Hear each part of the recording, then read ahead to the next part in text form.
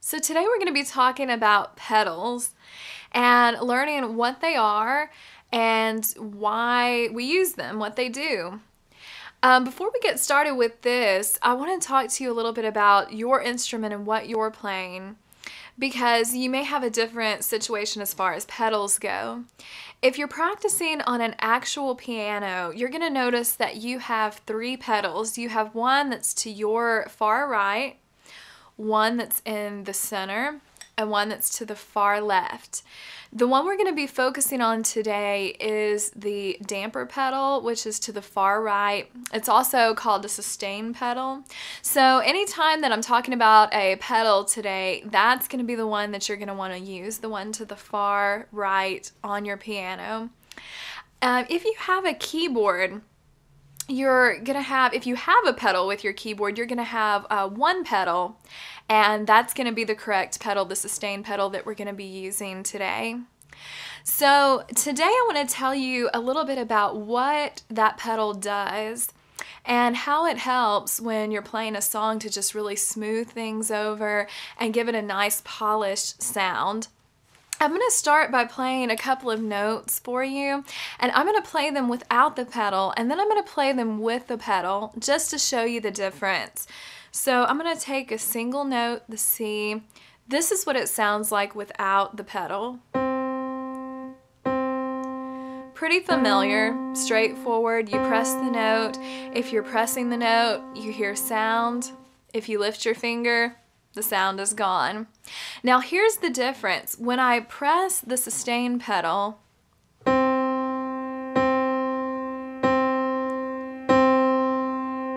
now even if I lift my hand, you still hear the sound until I lift my foot off the pedal, and then it goes away.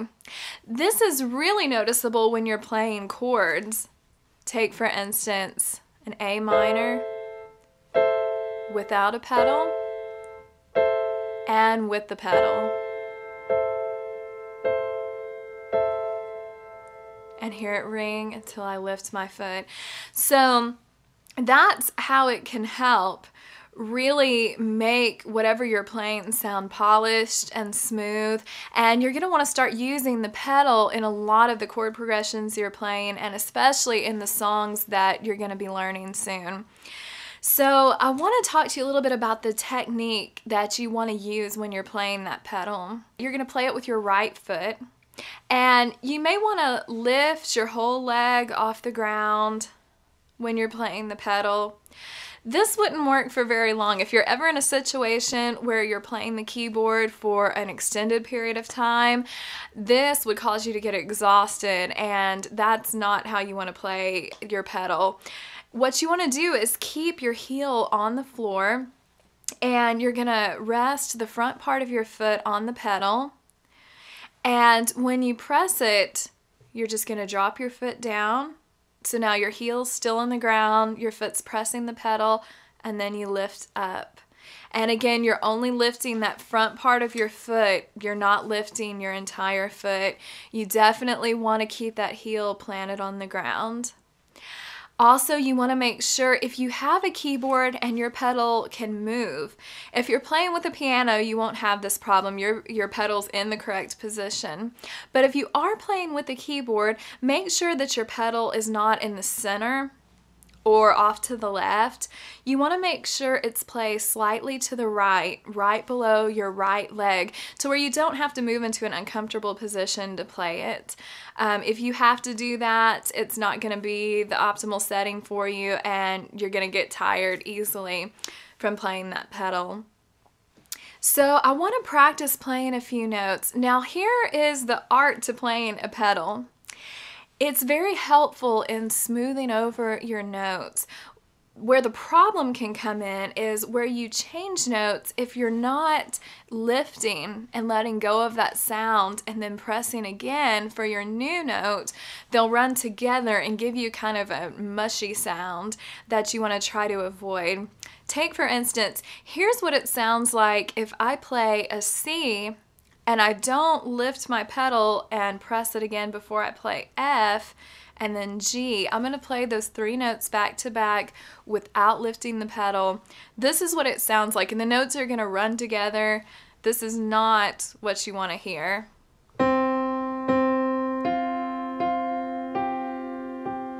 See how you're not getting a clear sound from those notes? You're hearing those notes run into each other, where that can really be a problem. Those notes kind of work together. Where that can really be a problem is if you have notes that don't really work together at all, a completely different chord, and then you can really have a clash there. So here's what it sounds like if you lift at the correct times. You'll hear the C, then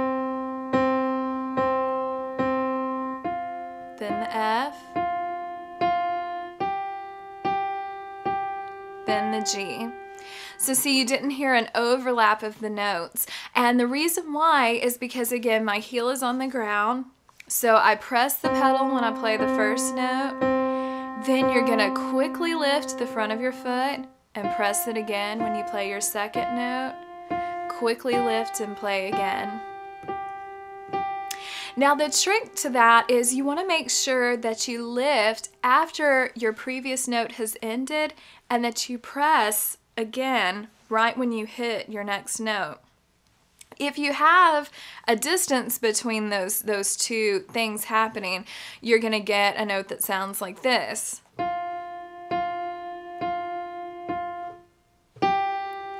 And we don't want that either. We want to make sure that F gets the full count. Lift, press. So it's really going to take practice to get it to where you're lifting and pressing in the correct spot.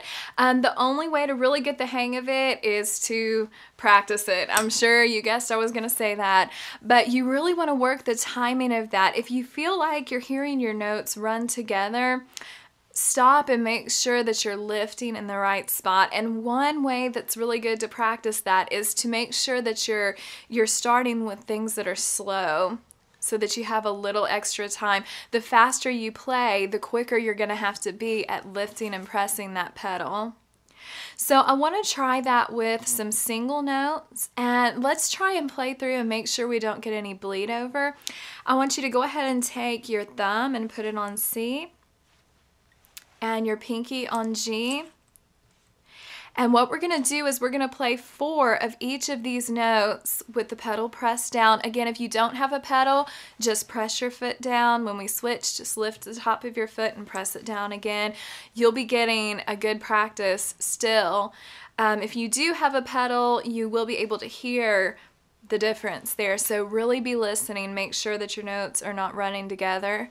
So let's start with C. Ready, go. C, keep your pedal pressed down. Lift, go to D. You shouldn't hear any of the C. E, then F, G. Good. What you want to make sure you're not hearing is this.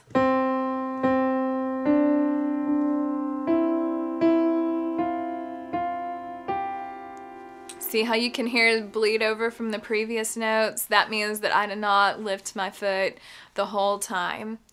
Now you can kind of hear that with single notes. Where you can really hear that is when you're playing chords. So I want to go back to the chord progression that we practiced in our last lesson. And I want to try adding the pedal to that. Now, so just to refresh your memory, we were playing C for 4 beats, going to F for 4 beats, and then A minor for 4 beats, down to G for 4 beats, and back to C. So what I want you to do when you press the C chord, press your pedal, lift, press again, lift, press again, lift, press again.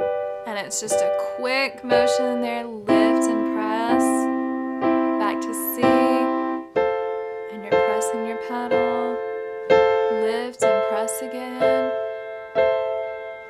lift and press again. So you can really hear the difference that that pedal adds, the difference between this, which is what we were doing before, and those notes are only staying down for the time that I'm holding them. If I let up, they let up. But when you add your pedal, gives it a really nice fluid sound to the A minor.